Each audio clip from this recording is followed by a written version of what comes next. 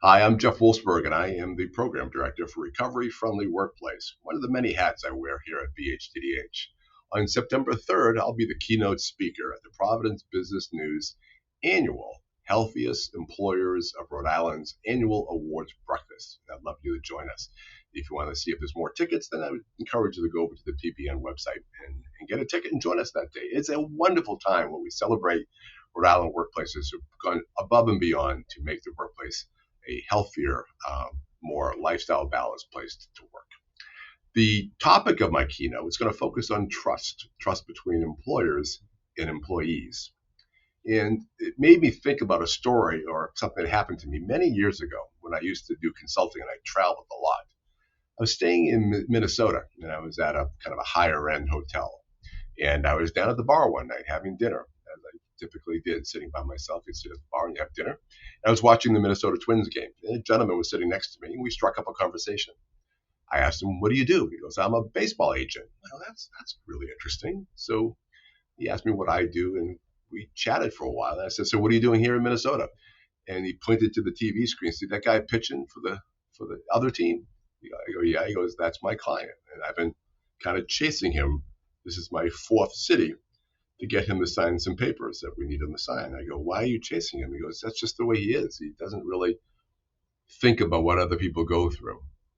And I said, "Oh wow, that's I'm sorry, that's really rough." He goes, "No, that's high performing pitchers usually."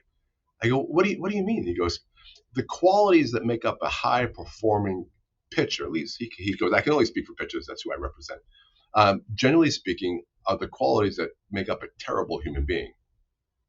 And I'm like, "Why?" He says, "Well, if you're a pitcher, you've you've got to recover from disaster quickly. For instance, you throw a pitch and the guy kills it and he hits a home run and puts the team ahead. And within 30 seconds, there's another batter facing you. You need to be able to forget about that failure. You need to put that failure out of your mind.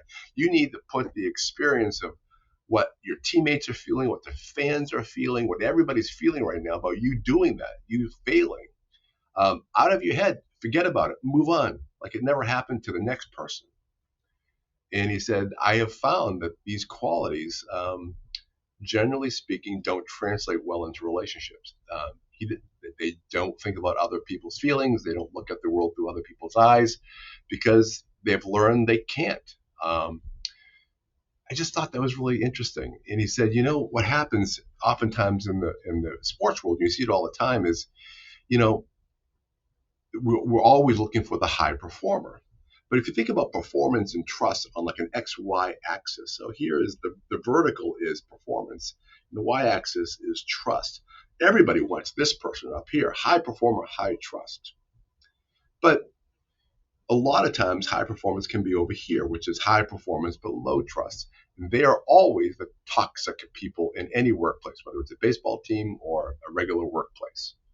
And oftentimes that's what we do. We take high performing individuals, which we have a lot of metrics for. We really know how to measure performance. So we take a high performing person and we promote them.